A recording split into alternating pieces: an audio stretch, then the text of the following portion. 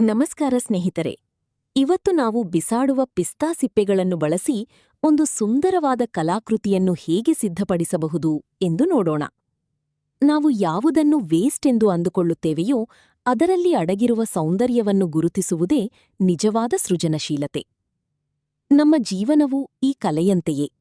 ನಾವು ಹಲವು ಬಾರಿ ಅಂದುಕೊಳ್ಳುತ್ತೇವೆ, ನನ್ನ ಹತ್ತಿರ ಏನೂ ಇಲ್ಲ, ನಾನು ಏನನ್ನೂ ಸಾಧಿಸಲು ಸಾಧ್ಯವಿಲ್ಲ ಎಂದು. ಆದರೆ ನೆನಪಿಡಿ, ಬೇರೆಯವರೊಂದಿಗೆ ನಿಮ್ಮನ್ನು ಯಾವತ್ತೂ ಹೋಲಿಸಿಕೊಳ್ಳಬೇಡಿ. ಸೂರ್ಯ ಮತ್ತು ಚಂದ್ರ ಇಬ್ಬರೂ ಹೊಳೆಯುತ್ತಾರೆ, ಆದರೆ ಅವರವರ ಸಮಯ ಬಂದಾಗ ಮಾತ್ರ. ಇಂದು ಬೇರೆಯವರು ಯಶಸ್ವಿಯಾಗಿದ್ದಾರೆ ಎಂದು ನೀವು ಧೃತಿಗೆಡಬೇಡಿ.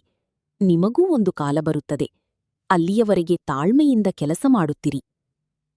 ನೋಡಿ, ಈ ಪಿಸ್ತಾ ಸಿಪ್ಪೆಗಳು ಒಂದೊಂದಾಗಿ ಸೇರಿದಾಗ ಮಾತ್ರ ಈ ಕಲೆಗೆ ಒಂದು ರೂಪ ಸಿಗುತ್ತದೆ. ಹಾಗೆಯೇ ಜೀವನದಲ್ಲಿ ಸಮಸ್ಯೆಗಳು ಬರುವುದು ಸಾಮಾನ್ಯ, ಆದರೆ ಅವುಗಳನ್ನು ಎದುರಿಸಿ ಮುನ್ನುಗ್ಗುವುದು ಜೀವನದ ಕಲೆ. ಕಷ್ಟಗಳು ಬಂದಾಗ ಧೃತಿಗೆಡದೆ ಅದನ್ನು ಈ ಕಲೆಯಂತೆ ಅಚ್ಚುಕಟ್ಟಾಗಿ ಪೂರೈಸಬೇಕು. ನಾವೆಲ್ಲರೂ ಸಾಧನೆಯ ಬಗ್ಗೆ ಮಾತನಾಡುತ್ತೇವೆ, ಆದರೆ ಕೆಲಸವನ್ನು ಮುಂದೂಡುತ್ತೇವೆ. ಯಶಸ್ಸು ಸಿಗಬೇಕಾದರೆ ಒಂದು ಮಂತ್ರ ನೆನಪಿಡಿ: ನಾಳೆ ಮಾಡುವುದನ್ನು ಇಂದು ಮಾಡು, ಇಂದು ಮಾಡುವುದನ್ನು ಈಗಲೇ ಮಾಡು. ಸಮಯ ಯಾರಿಗಾಗಿಯೂ ಕಾಯುವುದಿಲ್ಲ. ನೀವು ಇಂದು ಹಾಕುವ ಈ ಸಣ್ಣ ಶ್ರಮವೇ ನಾಳೆಯ ದೊಡ್ಡ ಯಶಸ್ಸಿನ ಅಡಿಪಾಯ.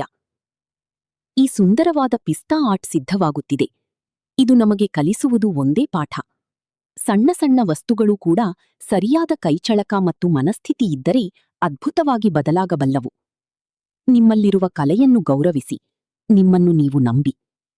ಈ ವಿಡಿಯೋ ಮತ್ತು ಈ ಮಾತುಗಳು ನಿಮಗೆ ಇಷ್ಟವಾಗಿದ್ದರೆ ದಯವಿಟ್ಟು ಲೈಕ್ ಮಾಡಿ ಮತ್ತು ನಿಮ್ಮ ಸ್ನೇಹಿತರೊಂದಿಗೆ ಹಂಚಿಕೊಳ್ಳಿ. ಧನ್ಯವಾದಗಳು.